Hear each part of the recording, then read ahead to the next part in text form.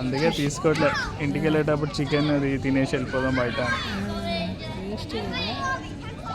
ఇప్పుడు ఫిష్ కొనుక్కోవడానికి అవ్వదా ఇక్కడ? కొనొచ్చు కానీ ఇప్పుడు క్లోజ్ అయిపోతాయి, మార్కెట్ క్లోజ్ అయిపోతాయి.